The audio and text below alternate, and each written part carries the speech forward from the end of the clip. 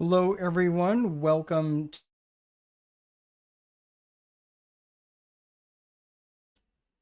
I was muted. You couldn't hear me. Okay, I think we're good now. It was giving me a "you're muted" warning. Hello, everyone. Let's try this again. Take two. Hi, my name is Mark Dolfini. You're here to learn about marketing magic. It's good to see you. So let us, before we get too far down the road, let me know. Um, let's see. Please let me know where you're at and what line of work you're in. So I'm getting a warning from. There we go. All right. All right. Looks like Facebook is not liking me today. Sorry about that. All right. So that's not going. All right. We're just going to remove that. Sorry, guys. Okay. There we go. All right. And we're going to save changes. All right. Sorry about the rough start here. Facebook is giving me some sort of glitch. Okay. Very good. Kiona, good to see you again. Welcome. Please let me know where you're at, what line of work that you're in, because you are in marketing magic right now. We've got Kiona Carter in LA, California. You are in freight forwarding. Excellent. My dad was in that line of work for about 40 years. Except he did it on the other side of the country. He did it in New York and owned a pretty sizable company. He did quite well for himself. With a man with an eighth grade education, he really figured out commerce pretty quickly. And of course, this is back in the days of the Interstate Commerce Commission, where you weren't allowed to run outside certain routes. So it was actually pretty interesting time there. Well, you are here to learn about marketing magic. So if you are just joining me today, please let me know where you're at, where you're from, and what line of work that you're in, so I can do my best to make this relevant to you, because this really is about marketing magic for business owners. But if you are not a business owner, or maybe you're an entrepreneur, or you're just trying to get started, you're just trying to learn a little bit about marketing, I'm going to be hitting some things from a very top down perspective today. So we have a lot to cover. I'm going to try to land us pretty close to the top of the hour. So we've got a lot of different things to cover. Couple of quick housekeeping items. First and foremost, for those of you who signed up through Eventbrite, yes, you will be getting a replay of this sent to you. So it'll be whatever email you signed up with is going to be sent back to you for replay. I know some of you had mentioned that you weren't going to be able to stick around for the full event. That's totally fine. I totally get it. Life gets busy, but you will be getting that in the replay, and then that'll be sent to your email.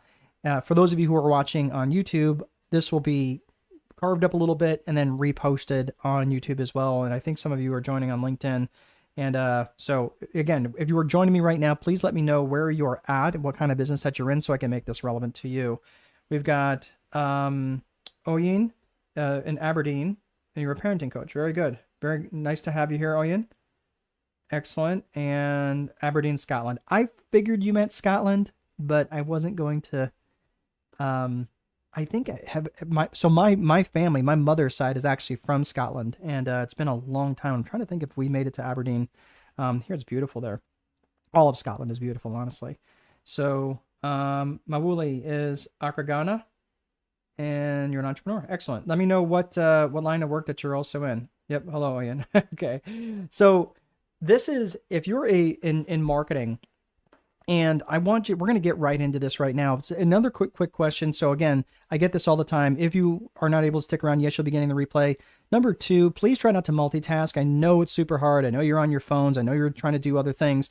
I just don't want you to miss any nuggets over the next hour or so. So do your very best. Try to stay plugged in the best that you can. I know it's super hard, but really what I want you to do is also train your brain to be really effective at dialing in when you need to dial in. All right. So that's really what we're going to be covering over the next hour.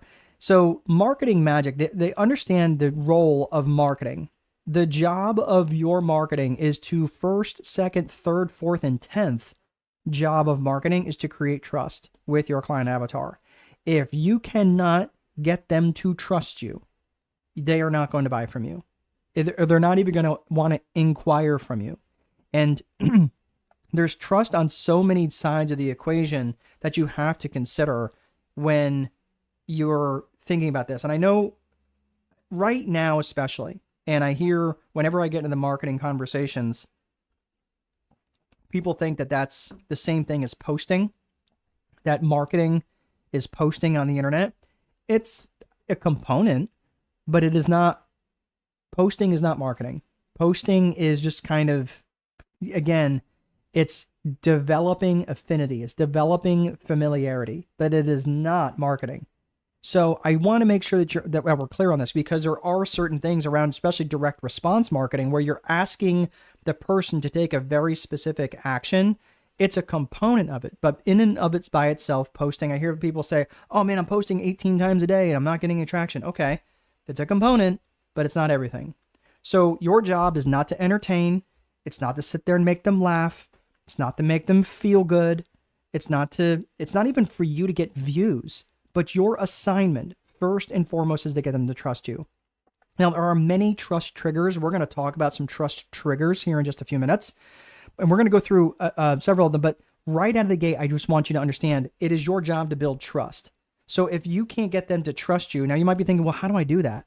Look, the fastest way to create trust with someone is to demonstrate competence. Demonstrate that you know what you're talking about. Think about this for a hot second. If you were watching someone's video and within a few seconds, if you felt like they were kind of talking out of their butt, or they really didn't have anything really valuable to offer, you probably had them low on the trust equation. Even if they say, well, they're trying to sell me something. Okay. Does that mean that you don't trust them, or you don't even trust yourself to get on a call with them because you don't want to say no? How many times have you not wanted to talk to a salesperson because you knew your ability to say no is compromised? I've done that. I don't like to say no to people, especially if they're nice guys. I have people that don't want to talk to me, and they just feel that I'm going to try to sell them on something that they don't need, which, by the way, has never been my approach. But in my marketing, I want to create and generate trust. And the fastest way to do that is to demonstrate competence. Let them know that you know what you're talking about, and do it in a way where you're inviting them in. Do that in a way where you're bringing them into the conversation. And what's a way you can do that? You can do that through story. Tell people some stories. Tell people how you struggled. Tell people how you figured something out. Let them know, because they just want you to be their guide, not their hero. That's a big difference. So I want you to start thinking, as we're going through all of this, how can you demonstrate competence to your avatar? So when it comes to trust, again, the important thing to remember is that the market judges you by your samples. It judges you by what you give away. So if you're giving stuff away for free, that's the only thing they have to judge you by. If you say, well, you have to pay for it before you can really get to see the good stuff. If that's the case, that's a lot of trust. Think about it. Would you buy a car? Would you buy a brand new car and spend $100,000 on that car if you weren't allowed to test drive it? I mean, it stands to reason. Would you buy a car for, say, $50 if you weren't allowed to test drive it? Yeah, probably. I mean, you're like, well, is there any bodies in there, right? Is there any blood in there? Is this a crime scene, right? So what I'm saying is, I want you to think about that is, especially with the higher dollar transactions, the more that's required, the more time that's required. If you're going to say, hey, hop on a 3-hour call with me and we'll talk about all the things that you need to talk about, dude, that's a big investment in time. If you say, hey, let's hop on a quick 10-minute call, that's a much lower amount of investment in time. Do you see what I'm saying? So you've got time investment, you got money investment, but the thing is, how can you demonstrate competence to your avatar within that time frame that you're given? That's really, really important to consider. So when you're looking for marketing, the real marketing gold is when you're creating trust. So here's just some trust triggers right out of the gate. Okay, so these aren't the trust triggers. These are the 7 elements of trust. But think about this. The first 2 elements of competence and character, these 2 things right here are everything. Because if you demonstrate bad character in your marketing, so let's say for argument's sake that you're posting something, or you have an ad that's running, or whatever it is, and when you were demonstrating something where you're saying, oh, well, yeah, I know I drink way too much alcohol. In fact, I'm drunk right now as I'm writing this ad. Really? I mean, some people might resonate with that, but I don't know. Unless you sell alcohol and to alcoholics, I don't know how well that's going to work. But I'm saying that can demonstrate a lack of character. Or if you talk about being a womanizer, or, being, something that's just not affirmed in society as good character that could hurt you. It definitely does not add to trust. So when it comes to trust, it begins, ends, and starts, and everything revolves around character. We're going to talk about that here in a second. Talk more about it here in a second. Competence is, again, knowing that you know what you're talking about. You have to know what you know. And then when it comes to competence, it is demonstrating to them and giving them some of the good secret sauce. If you're holding back all your secret sauce and you're like, well, I'd answer that question, but you got to pay me for that sort of thing. Man, I get it. I do. And I used to do that a lot. It never worked out the way I wanted it to. It just didn't. They weren't going to be buyers anyway. But if I left them walking away, if I let them walk away in a better state than when they came to me. And now, again, I am going to draw hard barriers around my time. So if someone's saying, hey, can you help me implement this 17-step strategy in my business? No, I can't. That's a pretty large investment in time to do it well. But I'm happy to hop on a call with you and walk you through it and see if you're on the right steps, right? If you're on the right path. That I could do, and that would allow me to demonstrate my competence. So the way that I look at trust, and I know this is very big picture, and you're thinking, man, is this really about marketing? Yeah, this is absolutely around marketing, because the real marketing magic is that people, and it's interesting because I had quite a few people on the call. I've got quite a few people coming back on the call, but it's interesting. I had a lot of people on the call, and it's like they're looking for these nuggets, and I'm delaying this a little bit, not a lot, not on purpose. But here's the thing. Everybody was coming on this call and they're coming on like, oh, I want to learn that one nugget. I want to learn that one thing. And guess what? Their marketing is still going to suck tomorrow because they're not learning the foundations of basic buying psychology.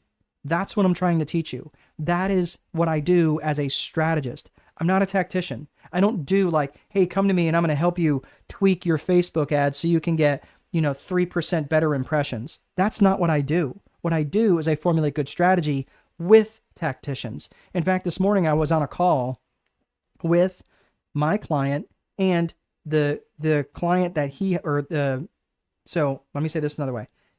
I was on the phone with my client and he had hired a marketing company. And that marketing company and I are basically working for the same individual. Well, guess what? That marketing company and I have a wonderful relationship. It's a great relationship. So that's what I'm saying. Like and that develops and initiates from trust. I help create the strategy, they implement. So that's the difference between strategy and tactics. But let's get back to trust. So when you're looking at trust, you've got competence and character. Those two elements of trust are the trees that share a symbiotic root system. They have a symbiotic relationship with each other. They share the same root system. And the fruit of those two trees is the rest of the elements of trust. And that's you got competence, character, caring, confidence, commitment, communication, and consistency. All these 7 elements of trust are absolutely critical. And if any one of them are missing, people are not going to trust you and you may never know why. So this is really important. So this is, let's see. Someone says, Mawuli is in restaurants. Excellent. Very good. And head is okay. Can you stop? Sure. I don't know what you mean, but yes. And Kiana is saying no. All right. I'm not sure what is. Okay. So anyway, the main elements that I want you to think about is these other elements of caring, confidence, commitment, communication, and consistency. Those are fruits that are born by each of those trees of competence and character. So let's look at caring. Can people trust how much you care? Have you ever heard the phrase people don't care how much you know until they know how much you care? Absolutely true. And again, this goes for leadership, it goes for sales, and it sure as heck goes for marketing. People want to feel like you care, not just about the sale, but about them as human beings. I got into an interesting conversation today with a friend of mine, and he is in New York, and he operates a service-related business. And we got talking about how customer service has really gone to hell in a handbasket. And I said, you know what? Maybe customer service has gone to hell in a handbasket, and maybe they are demonstrating that they don't care. But when did customer behavior go to hell in a handbasket, where people just walk up and are scrolling on their phones and never make eye contact with the individual across from them, making the whole entire thing feel like a transaction? They feel like they don't care. Both sides are guilty here, and there's a lack of trust. Look at confidence. How confident are you, and how much confidence trust do you inspire? Think about this. If in your marketing you wrote something like, yeah, this might possibly could maybe work for you, but it might. Who's going to even think about buying into that kind of trust? No one. Your marketing, whether that is through a video, whether that is through your ad copy, whatever that is, it needs to inspire confidence. You need to inspire confidence, trust. What about commitment, trust? I see this all the time. And I see this all the time with entrepreneurs. And again, feel free to let me know if you think this. And by the way, if you guys have questions along the way, go ahead and type them into the chat.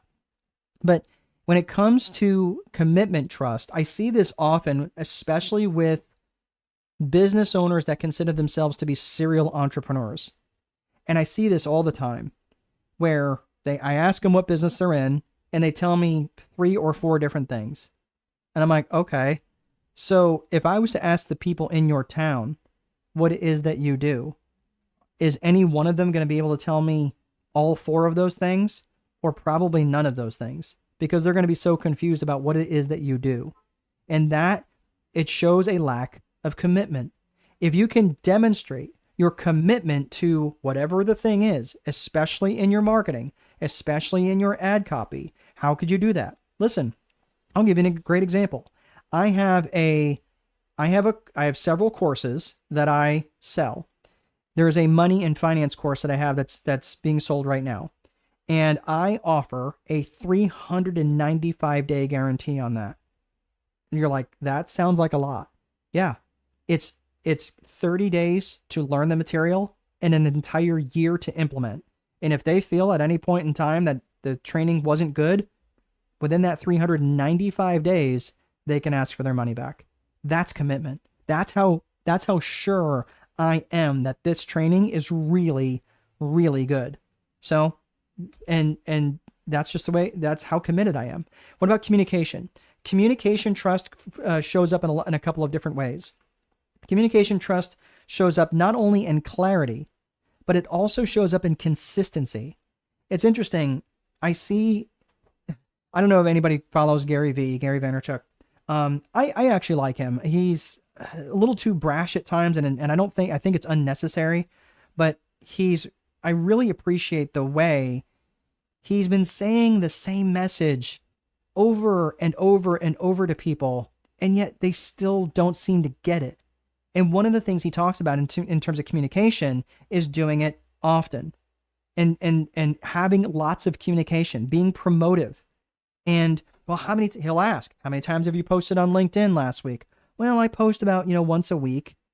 And he's saying the same thing. Great. Now do that 10 times a day. And he's like, 10 times a day? Yeah, that's what other people are not willing to do. That's why that's hard. But again, if you want the same results, then stay with what you're doing. But he's been saying that same message.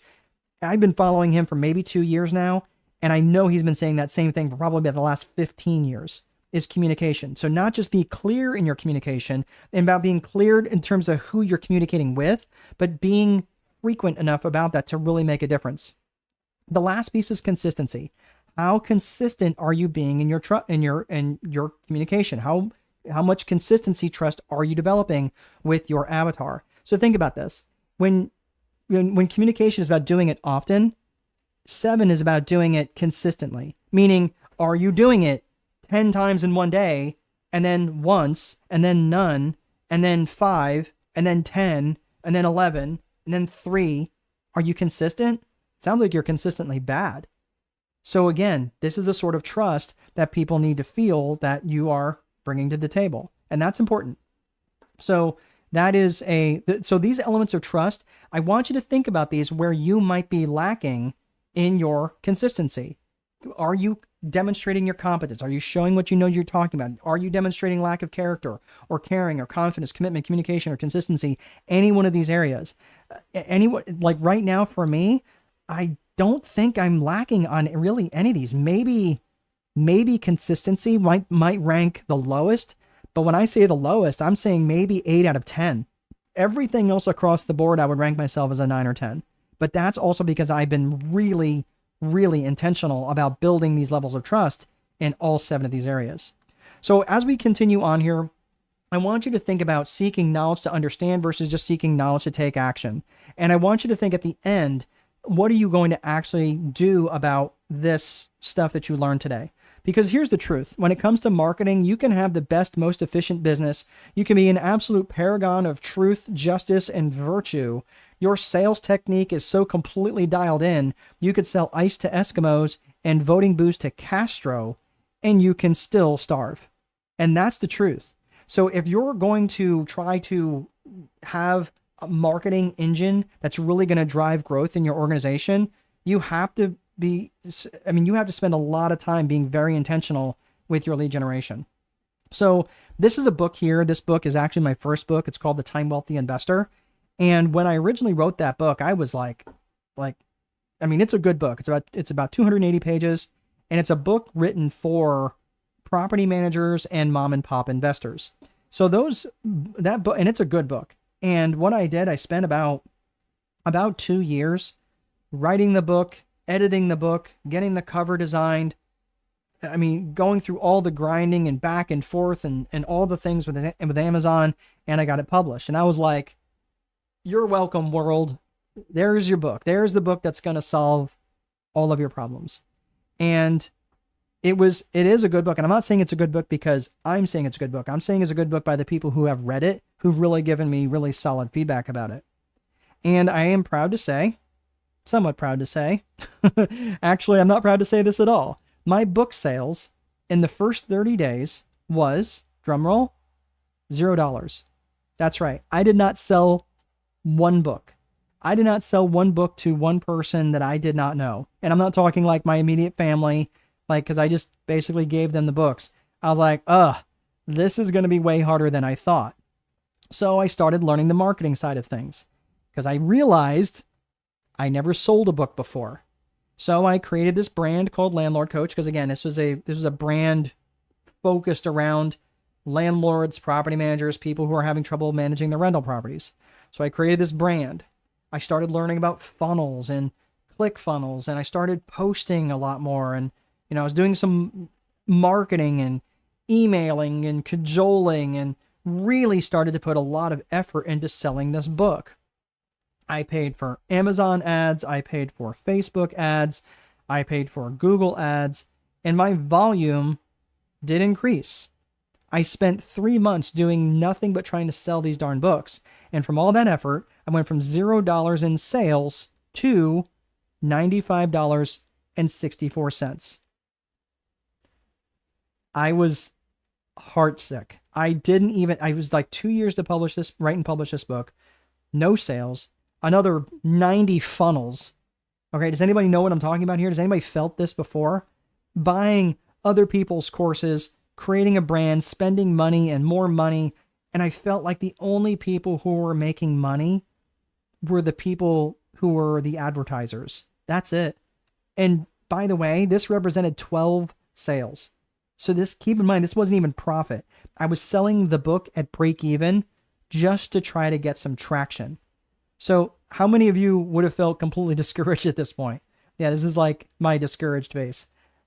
Well, listen, why didn't they buy the books? Because I was trying to sell them information when what they wanted was transformation. I was trying to sell them books when what they wanted was their life to be better. I was selling the trip and not the vacation, right? Think about it. If I was going to say, hey, do you want to pack up all your stuff for 2 weeks and lug it all the way to the airport, like an hour and a half drive, then drag all this stuff that you own through this airport, give it to strangers, and hopefully they're going to put it on the right airplane, then eat some, okay food, and then get on an airplane for 7 hours So then you can do the same thing in reverse and then go stay in a strange bed in some place and then maybe get to the beach at some point. No, who in the world is going to want to sign up for that? That is the way I was trying to sell the book. I was selling them based on the features of the book. Hey, it's a 280-page book. And I was thinking, wow, someone might really be impressed by that because it's 280 pages. There's probably a lot of really good information in there.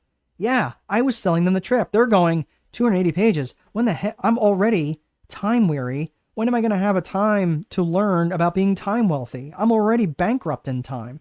When am I going to have time to read this 280-page book? No matter how good the prescription, I'm not going to take the medicine. That was selling the trip and not the vacation. So what should I have done better? I should have said, hey, look, in chapter 5, if you have this issue, this is what you should probably read. Don't even read the first part of the book. Read chapter 5. Read that first. That would have been far better to help them say, hey, if you've got this problem, read this first.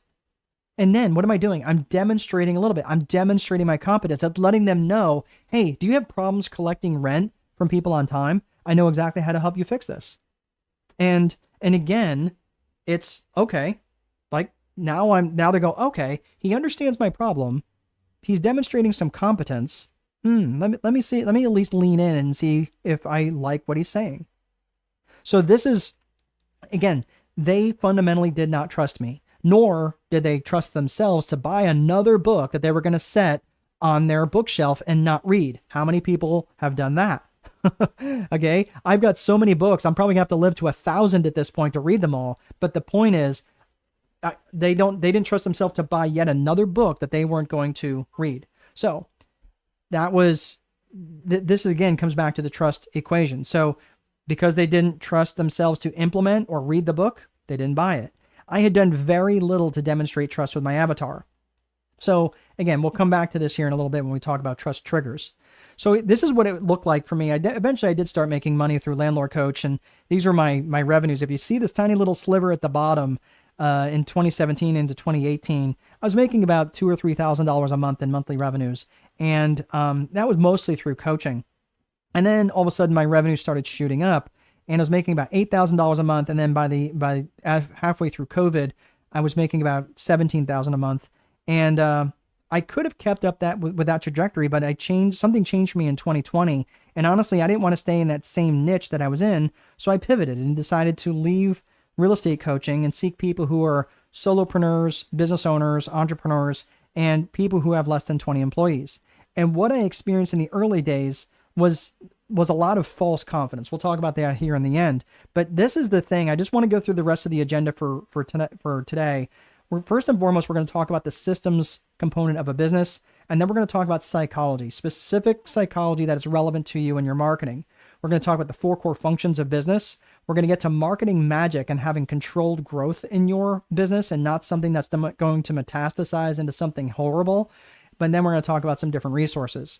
So everything that I'm talking about in this next piece, which is the Viper framework, this is stuff that I have written about in this book over my shoulder or the book on the screen.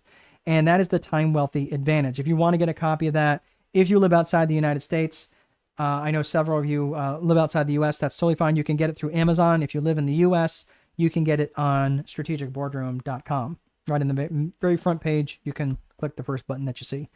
So what we're going to be talking about is the Viper framework. And that Viper framework is a top-down strategic approach to managing and creating a life in a business, and not a life that exists to serve the business, but a business that exists to serve your life.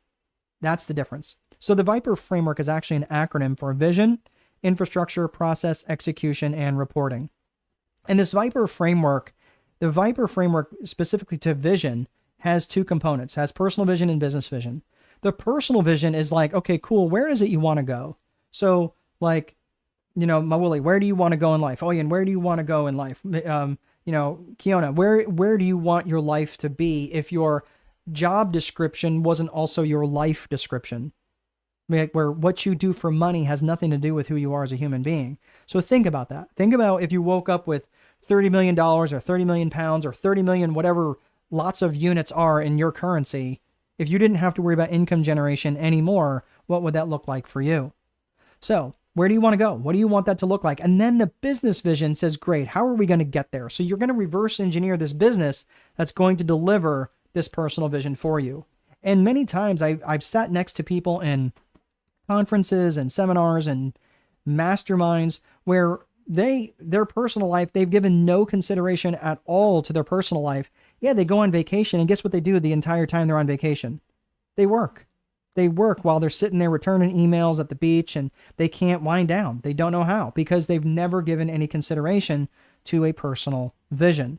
So this is the danger. And the danger in creating a business vision before giving any consideration to a personal vision is that you end up creating a life that exists to serve the business.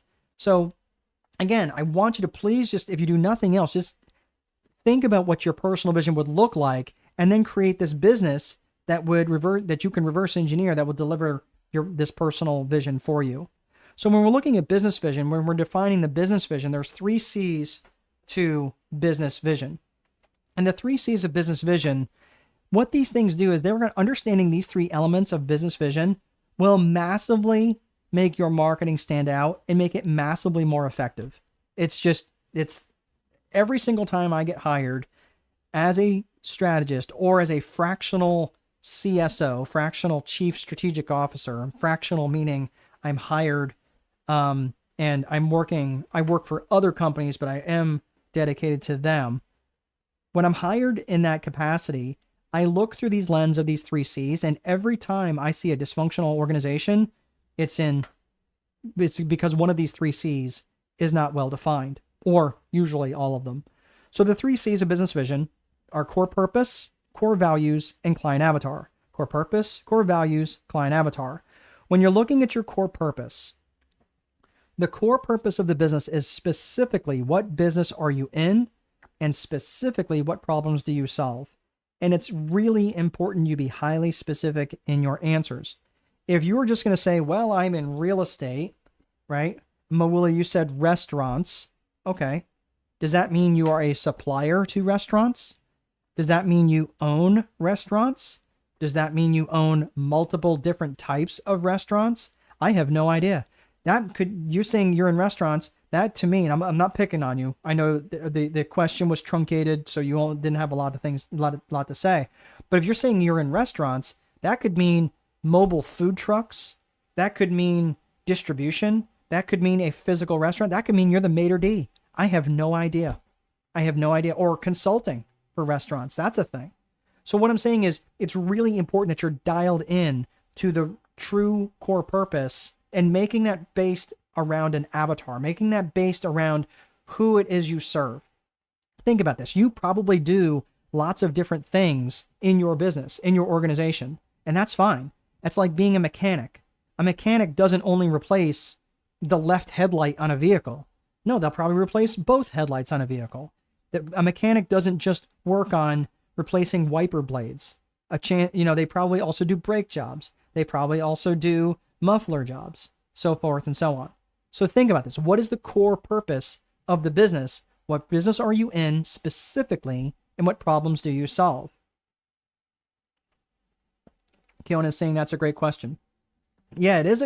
I'm telling you, when you really think about what question that is, or the answer to that question, when you think about what business that you're really in, and when you say, well, I'm just in real estate, that's way too vague. But most of the times when I'm asking people they're asking me for help in their marketing and their lead generation, and I say to them, okay, well, what business are you in?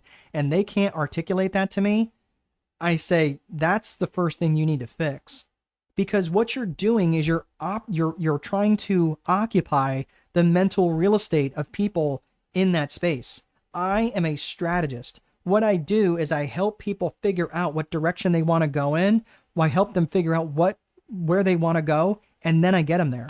That is what I do as a strategist. People say, well, he's a coach. No, I employ some of the tools of coaching, but I am not a coach. There's differences and nuances between what coaches do and what I do as a strategist. So those are 2 different things. Although I'll grant you they look similar, but that's the thing is I don't necessarily refer to myself as a coach as much as I am a strategist. And even though the thing on the wall says coaching, yeah, strategic coaching. That is important because, again, I do employ the tools of a coach from time to time, but strategy work is what I base it all in. That's my core purpose. And I base that around a core avatar. We'll talk about avatar here in a second. So that's the core purpose. Next is core values. Core values is what matters to you about this business. And how would the world be worse off if you were no longer in business? And I hear every time I say this in front of a room full of live people, inevitably there's going to be a couple people who kind of roll their eyes, says like, oh, here comes this squishy, soft skill core value stuff. I respect that. But they would be 100% wrong. By the way, I would be one of those people rolling their eyes when I would hear stuff about this all the time. Man, it's about making money. People just need to do what they're going to do, blah, blah, blah. Here's the thing. The best companies are the ones that have an absolutely killer culture. They are amazing in their culture. And because they have a great culture, where do you think that came from? It came from a defined set of core values. And that is the thing that I'm, hold on, I got some questions here. Mawuli, I'm learning a lot here. Okay, excellent. Very good, Mawuli. Glad. More important than that, Mawuli, I'm glad that you're learning a lot. I want to know what you're going to implement. So hold on to that question to the end. I want to know specifically what you're going to implement. Mawuli saying core purpose, is that one core problem your business solves? It can be multiple problems your business solves. So I'll give you an example in my own case. So you're going to learn about this here in a second. But in the 4 core functions of business, they are lead generation, sales, operations, and accounting. I help people in all 4 of those functions, in their lead generation, in their sales, in their operations, in the accounting. And I do that by looking at both systems and psychology. I help them implement systems, and then I help them organize and implement things around individual and organizational psychology. That's actually what I'm in school for now. I'm pursuing my PhD in industrial and organizational psychology. So I have lots of tools in my toolbox, just like a mechanic would to fix a passenger vehicle. Would you bring your lawnmower to the mechanic that works on passenger cars? They might be able to figure it out. I mean, there's probably some translation, but they're like, dude, I don't want to work on your lawnmower because I can't charge you enough to where it's worth my while. Because I'm going to have to tear down this lawnmower and figure it all out. And I'm going to have to charge you 5 hours of labor, and you probably could have just gone out and bought a new one. Does that make sense? So there's certain things that I do as a mechanic, right, as a strategist around those 4 core functions. And I have lots of tools in my toolbox around those 4 core functions. If you were to start to ask me about international trade law, I have no idea. I could give you an opinion, but I would not be able to if you were asking me about taxes in your home country, I have no clue. I would have to ask someone who is trained in accountancy in your neck of the woods. I don't know, but do I understand finance and accounting in terms of generally accepted accounting principles? Yes, I do. And I'm pretty darn good at it. That's because I know where my limitations are. I'm not trying to be all things to all people. I just know my avatar really, really well. And that's why you may have multiple problems that you will solve for your avatar. Just like, again, bringing your car to a mechanic. Can they fix your tire? Sure. Can they fix your brake light? Sure. Making sense? Okay. So it's generally more than one core problem. So I guess if it's a core problem you want to think about the mechanic is they get people on the road again safely. Okay. I help do what I do by education, training, accountability. So the core values of a business is basically what matters to you about this business and how would the world be worse off if you went out of business. Remember that your business is an extension of you. Your business is an extension of who you are. So whatever core values you bring into the equation as an individual, you're bringing to the organization, and you're going to infuse those core values into your business vision. And you have to take the time to define them. And you might be thinking, well, how do I define my core values? I'll tell you. Values, we have lots of different values, for sure. All of us do. But the things that are core values, there's only a few core values. And I would say this. How do you determine the difference between a value and a core value? I would say a core value is a value that matters to you so much that you're willing to get up off the couch and go do something about it. Make sense? So let's say that you're sitting at home and you hear something outside that sounds like a gunshot, okay? And you're pretty sure it's a gunshot. So what do? You're probably going to make sure your family is safe first, get them away from the doors and windows, and you might go creep out and say like, hey, what's going on outside, right? That's enough for you to get about because you value your safety, you value your family's safety. Those are the sorts of things that would be a core value, okay?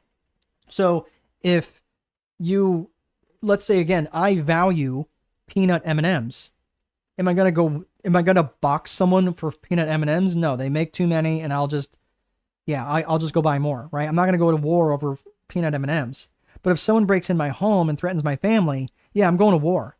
So I'm just saying, like, that's how you know something is a core value when you're willing to get up and off the couch. Let me ask you something. Has anybody here ever lost a friend, or maybe it was a romantic interest, someone that you had to let go because they were heading down a path that you weren't willing to follow?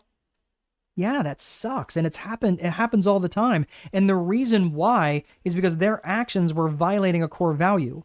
So I'm bringing this all up and I'm taking so much time on this because people don't take the time to actually define their core values. So look at that violation of that core value over there, define what that violation was and say, well, they were lying to me, they were lying to their family, and I just couldn't put up with that dishonesty. Okay, so honesty is probably a core value, right? I don't like people lying to me, but is honesty a core value of mine?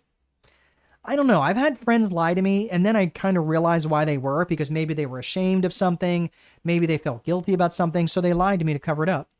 So to me, I'm like, I'm not really I don't say it's a core value, but it's certainly a value, right? But integrity to me means a lot more. That's saying one thing and doing another. Even though integrity and honesty sound similar, they're not the same. So for me, integrity is a lot more important than honesty. So that's why I'm saying, like, I do value them both, but integrity is probably more of a core value of mine than honesty is. And I know that sounds kind of silly, but that's just the way I look. And that's how you start defining these things. Define these values by your excesses, by your excessively good or your excessively bad things that go on in your life. What was the violation? And the excessively good things in your life, if you could revisit them, what would that look like? What were those representations of core values for you? So that's how you're going to do that. And again, the reason why you're taking the time to define your core values is because core values define your company culture, and your company culture and your company brand are inextricably linked. So your core values are your company culture is what's experienced by the people inside your organization. Your company brand is what's experienced by people outside your organization. So just keep that in mind when you're defining these core values. The last component of this, especially as it relates to your marketing, is defining your client avatar. We talked core purpose, we talked core values. Now we're talking client avatar. Who specifically and ideally do you want to serve? And I want you to think, like, you have to be really dialed in on this. And I will tell you, when I ask people their core purpose and they cannot tell me, when I ask people their core values and it's like, yeah, I just seem to be attracting all the wrong type of people. Well, what do you mean? And they tell me. I'm like, well, it sounds like they're a violation of a core value. Why did you take them on in the first place? Well, I needed the money. I don't know. I just didn't think it was that big of a deal, yada, yada. Have you ever worked at a company where you just hated everything that the bosses stood for? Yeah, that's a violation of core values. It's a misalignment. So when you're looking at your client avatar and now you're attracting the people who are aligned with your core purpose, now you're attracting people who are aligned with your core values, you want to think about who specifically and ideally do you want to serve. And keep in mind, it could be multiples of people. It could be one individual. It could be a couple. It could be a group. It could be a team. It could be a boardroom, whatever. But who are these people and how do you want to serve them? And what are their geographics, their demographics, and their psychographics? Geographics is where they are. That's pretty straightforward. Where are they living? And not just geographically where are they living, but are they living rurally? Are they live in the suburbs? Do they live in a highly rural area? Where do they live? The demographics are about who they are. Are they married? Are they single? Are they wealthy? Are they poor? Are they educated? Are they not? The last component to this is psychographics, and that's how they think and how they buy. So when you're thinking of psychographics, I want you to think of the phrase ALIA. That's ALIA. That's their attitudes, their lifestyles, their interests, and their aspirations and goals. So when you're thinking about their attitudes, what is their attitude towards your product or service? What's their attitude towards your industry? Most of my money comes in through real estate. And depending on who you talk to, some people do not like the real estate industry. Okay, that would be important for me to know up front if before I start talking and making comments to people, not knowing their attitude. Or what's their lifestyle like? Are they young and jet setting, or are they old and they like to stay home with their grandkids? What are their interests? Do they like American football, or do they like European football? Do they like NASCAR, or do they like Formula One? Either way, what are their aspirations and goals in life? And once you know their aspirations and goals, it's massively easier for you to market to them, because a lot of times your product or service can be aligned with their aspirations. These are all really important elements for you to know. So those are the 3 C's of business vision. So you might be thinking, okay, I've got a little bit of work to do. Okay, so in the chat, let me know, which one of these 3 do you feel like you have pretty well dialed in? And which one of these 3 do you feel like, hey, that's the next one I'm going to work on? I want you to think. You can put it in the chat if you like, or you can just keep it to yourself. But I want you to think about, yes, that's something I really need. From a 1 to a 10, I'm like an 8. I'm actually pretty good on that one. But from a 1 to a 10, I'm like a 2, and I really have no clue. And I will tell you this. If it's not written down, you can't give yourself more than a 5. I'm just saying. They have to be written down, because our brain will play tricks on us, and we'll just start misremembering different things. I just want to make this quick point, especially as it relates to your marketing, is your job, especially in your marketing, is not to provide good service. Your job is not to have a satisfied customer. And I'm putting these things in air quotes. You know why? Listen, Kiona or Mawuli, let's say that you guys, you take some friends out to a local restaurant, and you walk in, you're seated reasonably quickly, you're handed a menu, you order food, they bring drinks, the food is good, drinks are good, the bill comes, you pay it, it's reasonable, it's satisfying, you get up and you leave. The meal was satisfying. It wasn't amazing. The service wasn't knock the server. It was satisfying. Who are you going to tell about that satisfactory engagement? Who are you telling? Probably no one. You probably won't even give it a second thought. But your job is not to have a satisfied customer. Your job is to have raving fanatics about your business. And it all starts in your marketing. And this is why if knowing that this is the end goal, it's going to massively impact how much you're going to change your marketing. And really, this is the real magic that happens in your marketing. So, starting by having these raving fanatics about the brand and all of those different elements around the core purpose, core values, and client avatar, that's your job. So now you just got to put the components together. You've got the recipe. Now you just need to mix it up. So let's talk about 4 different types of traffic. When you're looking at traffic types, there's actually 5 types, but I'm just putting 4 up here just for now. The 4 different types of traffic are frozen traffic, cold traffic, warm traffic, and hot traffic. And most people get this wrong when I ask them. I say, well, what do these temperatures mean? I'm going to tell you what they specifically mean, and this is how you're going to direct different types of marketing to the people that you're advertising to. And most people get this wrong. So, your frozen traffic, these are people who are not even problem aware. Okay, so let's use an example. Sorry, I'm very thirsty today. So, let's say, for example, that you have let's say that you have an example where you click on Google or something and it takes you to an ad. Okay. And you know it's an ad, but what's the ad say? The ad says 7 ways cucumbers are going to kill you. And P.S. this includes pickles. And you're like, oh man, honey, did we have pickles on our hamburgers last night? You're like, yep, we sure did. Like, oh man, right? So like, I don't want to die because of the cucumbers I'm eating. So again, 7 ways cucumbers are going, or it will kill you. You click on it, knowing full well it's clickbait, but you do it anyway. I do it all the time.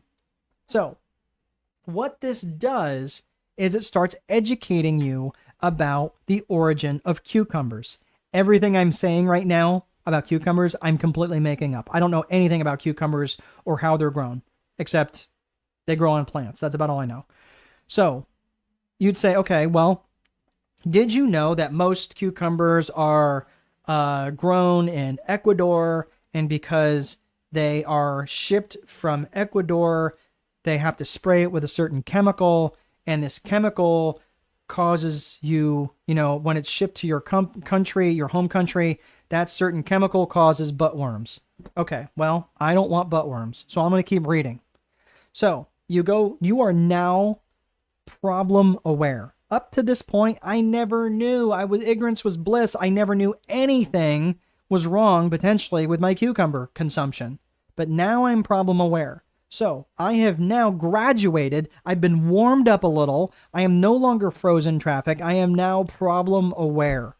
I am now aware that there's a problem with my with the type of cucumbers that I'm likely eating, that I'm likely been eating, and they are sprayed with a special chemical. I could have buttworms. Okay. Now I am aware. I am now problem aware. So I go from frozen traffic to cold traffic. Now, what am I going to do? I got to warm it up a little bit more. So now it's like, okay, well, so what can be done about this? Well, what you can do is you can buy cucumbers that are grown local in your home country. That way they don't have to be sprayed with this special chemical. In fact, they are organically grown with no chemicals, nothing like that. It's all 100% natural. So no special chemicals, anything like that. And that's what you can do to help prevent you getting buttworms. You are now graduated to warm traffic. You are now solution aware. My solution to not getting buttworms by eating cucumbers is to eat homegrown cucumbers grown in my home country that are not sprayed with that special chemical. I am now solution aware. I am now warm traffic. The last component of this is hot traffic. Now, as you read on, by the way, if you would like to buy some locally grown cucumbers that will be drop shipped directly to your door, by the way, we have an entire assortment of pickles. You can buy these, and by the way, over the next 10 minutes, timer pops up on the screen, you can buy 3 jars for the price of 1, and they'll be doing for first-time customers only, and they'll be delivered directly in your house, over the next 12 hours. Great. You are now aware. They are now aware of you. So they are now problem aware. They're solution aware. They are you aware. So the thing that you have to think like, okay, so does this mean they're ready to buy? No. Because you may be aware of all these things and you go, you know what? I really don't care that much. I've been eating cucumbers most of my life. How many people have smoked cigarettes their whole life and go, yeah, I know it can kill me. Hand me a pack of cigarettes. They don't care, right? So what the thing is that's important is you have to recognize desire. So again, just because they're hot traffic doesn't mean that they're ready to buy. They may go, I could live with buttworms. I don't care, right? They go, traffic temperature, you have to recognize that the desire is absolutely important. You have to remind them of their desire to eat healthy, their desire to support local farmers, their desire to, eat pickles that are not sprayed with a special chemical or whatever. That's where you have to reinforce that desire, which is going to remind them you cannot create desire. Every single time a marketer has tried to create desire, it fails. It just fails. You can remind them of desire. Hey, do you want to eat healthy? Is it important for you to have good gut health and not have bloating problems and other problems and potentially buttworms? Yeah, that'd be great. Okay, great. This will help you do that. Oh, yeah, okay. That helps. You just reinforce a desire that's already there. You're not creating desire. 2 very important things to remember. So you cannot create the desire. You're just reinforcing that desire. And that's really important for you to remember that. So as we put the fries in the bag, and wrap that up around vision. We talked about personal vision. We talked about business vision. And we'll talk really fast about infrastructure. Infrastructure is the bones of the business. It's the desks, the chairs, the software. This is around the Viper framework. The desks, the chairs, the software, things like that, websites and so forth. And as you're looking at this from a marketing perspective, this is where you're thinking about your CRM software, your customer resource management tools. And those are things like Pipedrive, Go High Level, HubSpot, Monday.com.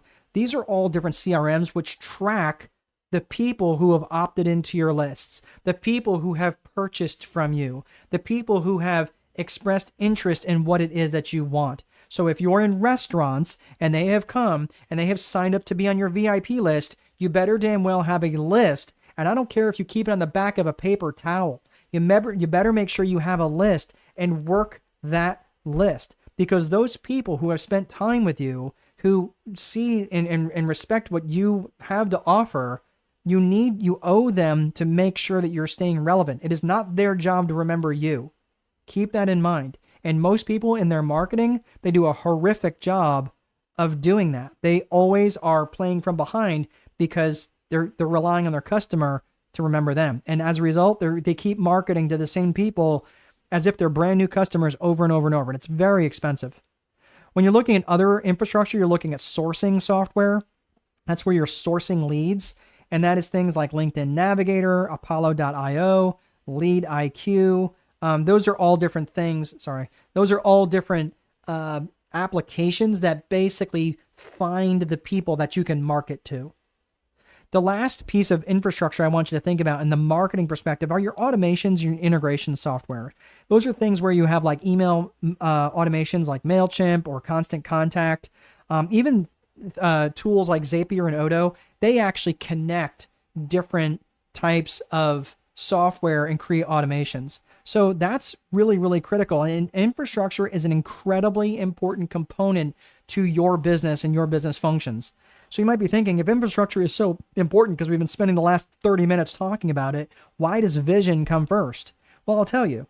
Let's say that Mawuli, his vision is to lay on the beach in Spain for 2 months out of the year rubbing cocoa butter on his belly. Fine vision. But if he created an infrastructure that's going to require him to return emails and phone calls in a timely manner, that's going to be a horrible experience for him when he's trying to lay on the beach for 2 months rubbing cocoa butter on his belly. So I'm just saying that vision has to come first, and you're going to design an infrastructure that stays in alignment with your vision for the future. So in the context of the Viper framework, we talked about vision, we talked about infrastructure. Now let's talk about process. Process is simply how you do stuff. And it comes in two different forms. It comes in tactical and strategic. So process is like how you're going to do stuff from your day-to-day, your standard operating procedures, your checklist items, your day-to-day activities. That's just basically, and that could be revolved around your marketing efforts. It could be revolved around your sales efforts, your fulfillment efforts, or your accounting efforts. Any one of those four core functions. Again, lead gen, sales, operations, and accounting. When you're looking at when you're looking at strategic planning is like, great, you built this battleship, you built this warship, now you're going to take it out of the harbor. And that's what strategic planning does. So when you're thinking about this from that component, I want you to think of the people, the purpose, and the promotion aspects of the strategic planning. So when you're looking at the people part of this business is, who do you need? Who are you going after in this strategic plan? In your marketing plans, who are the people that you're going to need, and who are the people that you're trying to target? That's really important, because again, where do you think the people come from in this equation? They come from the ideal client avatar that you defined in the 3 C's of business vision. You see how it's starting to come full circle again? The core purpose also aligns with the strategic purpose. So you might be thinking, well, we're really trying to gain market share. We're really trying to gain new customers. We're truly trying to grow by 30% over the next 24 months. Great. That's a strategic purpose. The strategic purpose also needs to be in alignment with your core purpose. Because if it's not, this is how you get that shiny object syndrome where you start chasing too many rabbits. And when you try to chase 2 rabbits, you don't end up catching either one of them. So that's part of the strategic purpose. The last is promotion. And promotion is like just saying the same things a lot. You're saying the same things internally to the people in your organization, but you're also saying the same things externally to your customers and through your advertising and your marketing efforts and everything. So you're basically, promotion is just communication, but just doing it a lot. So I just want you to think of these different areas of both strategic, of when it comes to strategic planning, of all these areas of people, purpose, and promotion. And that's around purpose. So then again, that's tactical and strategic. So the next component in the Viper framework is execution. The American general George Patton said this: a good plan violently executed now is way better than the perfect plan executed next week. And the reason why he said this is because too many business owners get caught in that perfection trap. Like, well, once this is perfect, then I'll go ahead and execute. And it just doesn't work that way. You just have to get the minimum viable product out there and start marketing. And the reason why I'm bringing this up is because most plans fall apart in their execution. And the reason for that is because too many business owners and too many entrepreneurs specifically have too many priorities. And because they have too many priorities, it has the same impact as having no priorities. This is one of the reasons why I come up with something called a daily 5. The daily 5, when it comes to my marketing efforts, is up to 5 highly specific actions that you can take, which are going to move the needle towards your vision or your strategic plan. Either way. And I don't mean like, so especially in your marketing, especially in your lead generation function, you have to be really highly targeted in your actions. Because if you're not, that's how you're going to wander. If it's going to be like, well, my 5 actions are like, first one, I'm going to be checking my email. Okay, that's not it. This, what I'm doing right now, this interaction is absolutely related to to my lead generation function. I get a lot of customers this way. So this is what part of one of my, now for me, I like daily 3. I can maintain a daily 3 pace, but every now and again I've got 5. But I'm saying, like, when I'm really specific and I can really dial in and really get 3 very important things done every single day, now I know I'm going to get the traction that I want. So that's also where the reporting function comes in to the Viper framework. And that is reporting. Reporting is made up of both lead metrics and lag metrics. The lead metrics are based on your actions and activities. The lag metrics are based on the results of those actions and activities. So you have to stop and think, okay, well, if I'm looking at the results and I don't like the results I want, what do I have to look at? My actions or activities. Either I didn't do them enough, where I don't have 1,000 data points. If I have less than 1,000 data points, I'm not pivoting. If I only have a couple hundred and I'm not getting the results I want, okay, stay on it. Maybe you need a big enough data set to make sure that you're making a good choice. Right now, I've got an ad that was not converting hardly any at all, and it was a terrible ad. I tested another ad and it started doing better. Well, guess what? Just because it's doing better doesn't mean I'm not going to continue to test. I'm going to try other things. I'm going to try other tests. So this is where you have to start thinking about your actions and activities that are driving the results. If you don't like the results, just check your actions and activities. That's it. So that's the Viper framework, and that's the basis of the systems model. Now let's talk a little bit about psychology. This is going to start to pick up a little bit because systems are important, but systems are only going to get you so far. And this is where you're looking at psychology from the aspect of both personal psychology and business and organizational psychology. When you're looking at personal and individual psychology, you're looking at things like self-worth, self-management, self-sabotaging behaviors, limiting beliefs, all those sorts of things. When you're looking at business and organizational psychology, you're looking at things from both an external perspective and an internal perspective.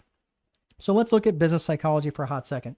When you're looking at internal psychology versus external psychology are things related to management and leadership. When you're looking at external psychology, you're looking at things like your vendor relationships and negotiations. You're looking at politics, even things like that. But specifically as it relates to marketing, you're going to look at buying psychology. Buyer psychology is incredibly important. So we're going to talk about that here in just a second. And this is very relevant to the 4 core functions of business. And those 4 core functions, I've already talked about them already, are lead generation, sales, operations, and accounting. And your customer's journey through your company happens in that order. They first experience the lead generation, then the sales function, then the operations and fulfillment function, and then the accounting function. So this is really critical to understand these 4 core functions and why the lead generation function is so important, because it's the first thing. If you don't have leads, you're out of business. So let's start to unpack how the buying psychology is relevant to the lead generation function. And this is where the marketing magic comes in. This is about having controlled growth. I'm going to put up on the screen here the 15 reasons why people buy. And I'm going to take myself down so you can take a quick snapshot of this, and also so I can take a sip of water. But it's really important for you to understand the 15 reasons why people buy, because this is why they're going to want to buy your product or service. And they will buy so they can make money, save time, avoid effort, and escape pain. Not just physical pain. It could be emotional pain, spiritual pain, right? Physical pain is obvious. But they're going to buy for more comfort. They'll buy for better health. And keep in mind, better health also means less stress. They'll buy to feel more love. They'll buy to gain praise, to increase their status, especially within their own tribe. They will buy for truth, and they will buy for truth especially if they have felt lied to in the past. They will buy for growth, and that could be growth in their knowledge, that could be spiritual growth, that could be growth in their wellness. They will buy because something is new, right, from the novelty of it. They will buy just to be have more perceived control or more certainty. And they will also buy to be in contribution. So here's your homework. And this is what's going to help you understand buying psychology as it relates to your client avatar. So before you do this, you got to have your core purpose defined. You got to have your core values at least kind of figured out somewhat. And you got to have your client avatar. Because if you're going to do this exercise without having those things at least rudimentarily defined, this is going to be kind of a pointless exercise, because you got to know who these people are. But so here's what I want you to do. I want you to answer this question. How do you get out a sheet of paper and write make money across the top? How do you directly or indirectly help your client avatar with your product or service? How do you help them directly or indirectly make money? How do you help them directly or indirectly save money? How do you help them directly or indirectly save time, avoid effort, escape physical pain, emotional pain, whatever type of pain they might have? Again, do this for all 15 of these. Come up with 10 or so, and some of these answers I know are going to be a little squirrely. Totally fine. But now you are starting to build a requisite knowledge base around your avatar, around things that are meaningful to them. This exercise is going to help you really understand your buyer at a much deeper level. And if you really want to take this to get extra credit on this, and again, the extra credit is really just going to be extra money in your bank account, is go to someone that would be your avatar. Don't try to sell to them, but just say to them, how important is it for you to make money? In what ways do you think my product or service could help you directly or indirectly make money? And you could start to interview them a little bit. And don't beat them up. I mean, don't keep them hostage for 5 hours. Just say, hey, do you have 10 minutes to maybe help me with something? And maybe ask them 1 or 2 of these. And you will get information, and you will glean information from your ideal avatar in ways that you could never repay them. And most people, especially if they are your client avatar, they might at least ask, oh, tell me about your product or service. And this is going to be really important for you to do. So again, take this time to go through this exercise, because I'm telling you, it is a very valuable exercise. So again, remember, your job is to create trust with your client avatar. And by doing this, you're going to create trust, because when you say, okay, yes, this is how I help you with your product or service directly or indirectly, by addressing their desire, the client avatar is going to say, that guy gets me, or that gal gets me. Either way, when they say that, that's how you're going to get raving fanatics. Am I making sense? So most people, remember back on the early part when I was talking about the book that I was writing, that I was trying to sell, The Time Wealthy Investor, my very first book. Most people, when they go into their marketing, they're selling features and benefits. Features and benefits. Features are like, okay, this book has 280 pages. That's a feature. It is printed on acid-free paper and really easy to read. Okay, that's a feature.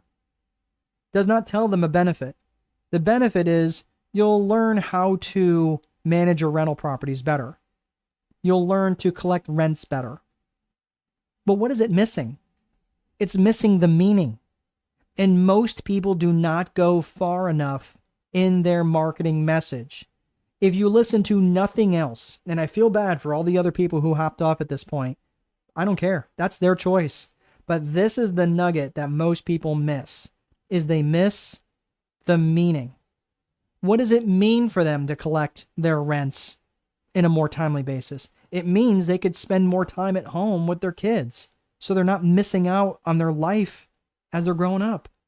It means that they're going to have more money in their bank account to maybe donate to their church or donate to their community.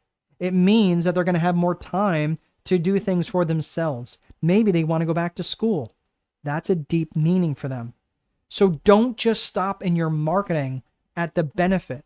Most people only sell on their features. Well, it's 300 horsepower. 300 horsepower doesn't mean anything. It goes to 0 to 60 in 4 seconds. Okay? Or 0 to 100, depending on what part of the world you're in. In 4 seconds. Great. But the meaning is you feel like the coolest guy or the coolest chick on your block. That's the meaning. And that's why people are going to want to buy. So, understanding the 15 reasons why people buy, it helps them understand their desire, and it helps you articulate the meaning that's important to them. Does that make sense? It's important that you understand this. So please, if you get nothing else, the feature benefit in the meaning is what matters most. Now, I'm not suggesting that feature and benefit are irrelevant. You have to, that's what gives the meaning context. But you do need to understand the feature and the benefit also has to align to a meaning that matters to them. And that's how the 15 reasons why people buy will help you. So this is also when you understand the headline. I'm not going to spend a ton of time on this. I'm just going to demonstrate to you why the headline in your marketing is so incredibly important. I actually ended up testing a couple of different things related to this actual course. My first time that I actually put this out there, I called it the lead generation multiplier. And everybody hated it. No one signed up. Not one person. Actually, no. I think like 3 people actually signed up, but no one showed up. I did it literally to an empty room. And then I called it Marketing Magic. And I had all sorts of people showing up. And then I called it Marketing Magic for Business Owners. I had fewer people showing up, but I had more people who were showing up that were actually business owners. Interesting. So again, this is why you have to test, and you have to test different headlines. So then I tested, okay, so this was my first one, lead generation multiplier. Everybody hated it. Then I called it Marketing Magic by Strategic Boardroom. Then I changed the color, Marketing Magic. And then I changed the title a little bit, and I really feel like I got it dialed in. Will I still test? Yes, I will still test, because I'm not going to be happy with whatever it is I have. Even though it's working, great. I can still try something new and just continue to test and test and test and test. So the trust triggers, I talked about the trust triggers earlier on. And these are the just different areas where you can actually create trust with your avatar. And these are just things that can trigger trust. So you don't have to have all of them, not like the 7 areas of trust where we talk about competence and competence, character, caring, commitment, consistency, communication, and what was the last one? Consistency. So those 7 elements of trust, that's not this. These are a little bit different. So when you're looking to trigger trust with someone, you can trigger trust by demonstrating authority. How do you demonstrate authority? You can have a title. You can have position. You can have credentials. You can have a book. Literally, author is in the title of authority. And I have a course that talks about writing and publishing a book. As a business owner, it helps demonstrate authority. You can also trigger trust by having affinity. That is a correlation. That's where you see familiarity. Oh, I've seen that guy around town, or I've seen him around, or I've seen his billboards, right? Or whatever. It could be a shared geography. It could be a shared platform like Facebook, or even a shared interest like a football game or something along those lines. Affiliation, it sounds the same, but is not the same as affinity. Affinity is about a shared like interest or a shared geography or a shared platform. Affiliation is being associated or connected to a trustworthy source. That could be like a chamber of commerce or something along those lines. Okay. So that is important.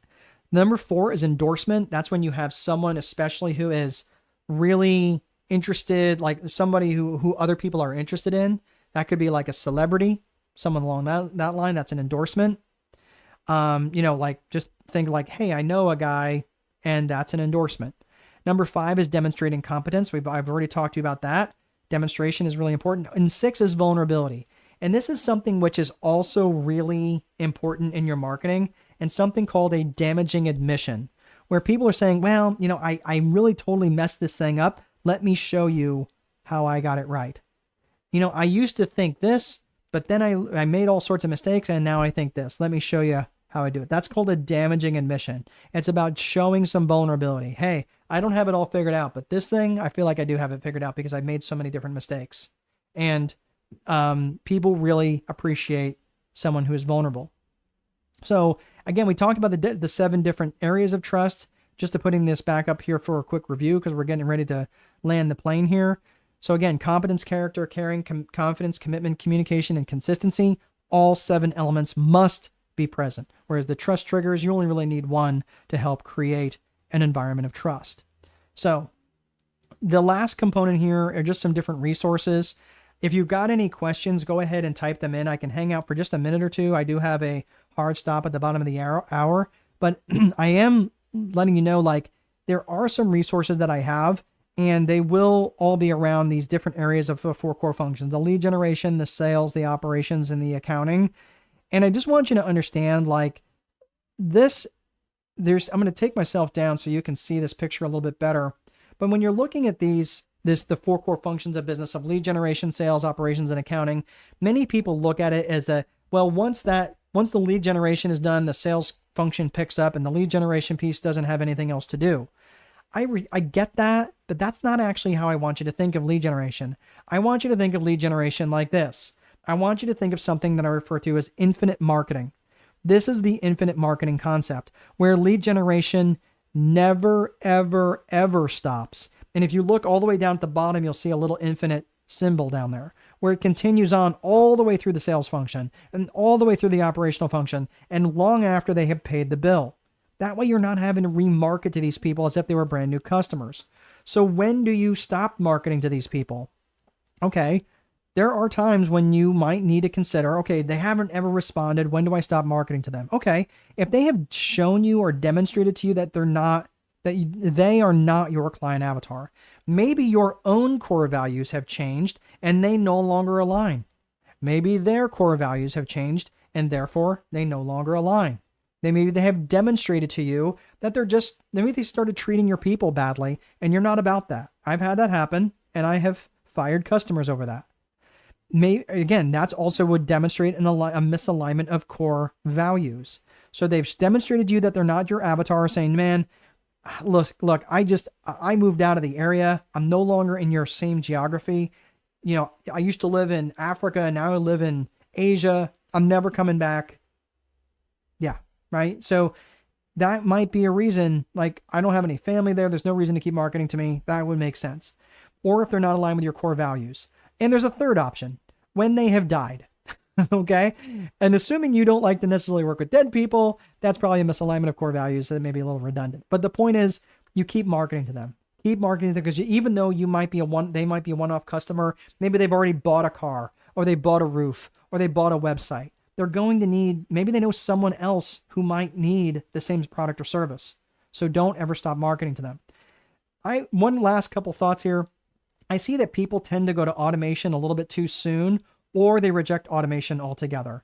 So again, I just want you to keep in mind when you're looking back at infrastructure, look at automations and integrations like the ones that are up on the screen, MailChimp, Constant Contact, Zapier, Odo. Like, consider these different things, because once you know their problems, that's when you can deliver value to them to help solve those problems. And you're going to want to deliver tons of value, and you can do that with very little effort through automations.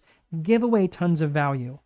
Again, remember what we talked about. Demonstrating competence is the fastest way to build trust with your avatar. And you can do that through those automations. So, assuming you don't have any questions, that's fine. If you've got any questions, hurry up and get that typed in.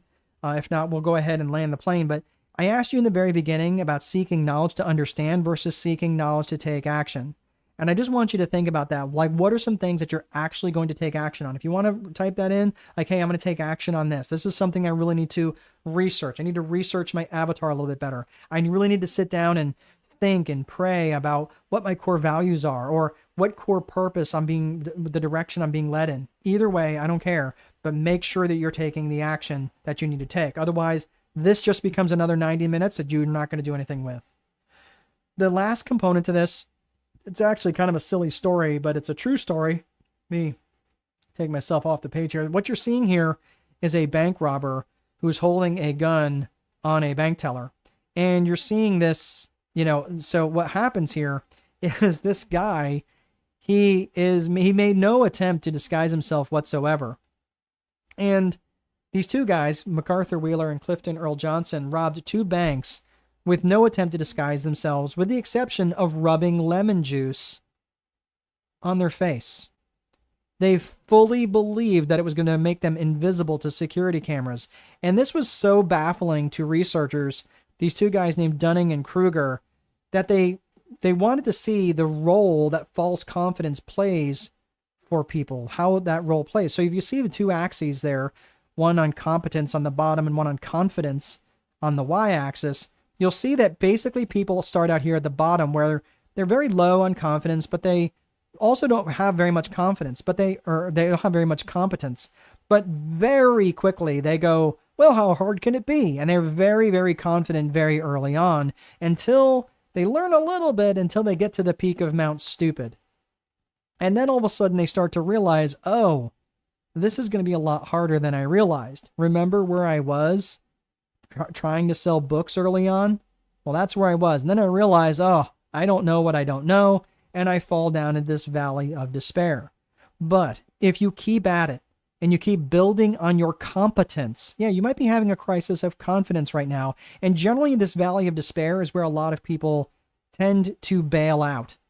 But if you stick with it and you walk up that slope of enlightenment and you keep working on your competence, eventually you get to the plateau of sustainability. And that is where I have this strategic boardroom room to help with this community. So if you're interested and you'd like to join this community, right now that's the link that you can go. I'm going to come back to your question here, Ariana. So let's see here. We've got the school community, which is, I'm just going to go ahead and put this in the link. Right now, there's a pretty low priced option, and there's also different options that you can have that are paid. If you're interested in, and this depends on how fast you want to go. If you're looking for very fast action, you can, or very, very fast results. You'll probably want more of the one-to-one coaching options, and you can see the coaching options that are available. Or if you just want to be along to the community, again, there's one for a pretty low price. So you can go and check that out. But one other thing, and that's the Strategic Boardrooms school community. And there's also, I have a money and finance business owner bootcamp coming up. It's in a couple of weeks on a Saturday. It's a 3-hour session, and basically it's going to be live. I've actually got a pretty low count in here, so I'm not going to allow too many people sign up for it because I want to make sure that I have time for one-to-one questions. And it's really, if you don't understand your finances, if you don't understand balance sheets and income statements and things like that, again, this is really going to help address this. And you also get access to the money and finance video course, the advanced video course, which covers all sorts of different aspects of money and finance. So if you're interested in that, you can go to the Eventbrite calendar and you can sign up for that. And I can go ahead and put a link to that in here we go, paste, and there. So you can go up and sign up for that as well. All right, so I've got a couple questions. Let's see, I've got any book recommendations about marketing. I'm glad you asked. I have lots of book recommendations about marketing, but it just depends on what area of marketing you're trying to do. I am a Dan Kennedy fanatic. I think that guy is an incredible genius when it comes to marketing. He has written, I've read about almost every book that he's put out there. I don't think I've got any on my bookshelf right here. He's got several in the No BS series. The No BS series Guide to Direct Marketing is probably one of his best. He's got, I would probably start with that one. That one is really, really good. He's also got, he's got one that's called Almost Alchemy. That one I actually do have here. That's this one here. That's Almost Alchemy. That's really, really good. And that is really, really good. If you're looking at one that's specific to copywriting, and this one, even though you might be thinking, well, how does that relate to marketing? If you understand copywriting really, really well, you're going to understand marketing. And this book here, the Adweek Copywriting Handbook, is by Joe Sugarman. Joe Sugarman is an absolute genius when it comes to copywriting. And if you can be an effective copywriter, copywriting is basically sales, or it's basically marketing. It's like basically salesmanship in written form. So it's really effective when you are trying to learn to be a good copywriter and actually have really effective ads. So hopefully you found a little bit of value in that. That's probably the two that I would recommend the most. As I'm sitting here looking at the rest of my books, there are so many books on marketing out there, but those two books, Dan Kennedy, the No BS Guide to Direct Sales, I think that's the name of it. It's a black covered book, really, really good. Almost Alchemy is another one of his, and then the Adweek Copywriting Handbook by Joseph Sugarman. So that is everything that I have today, guys. Thanks so much for sticking around. And if maybe I'll see you guys at the Money and Finance Bootcamp I've got coming up. I still got slots available on that one. If you are interested, that would be great. If not, I will see you in the school community. And if not, I will see you guys next time. Either way, I'll see you guys in the boardroom. Take good care.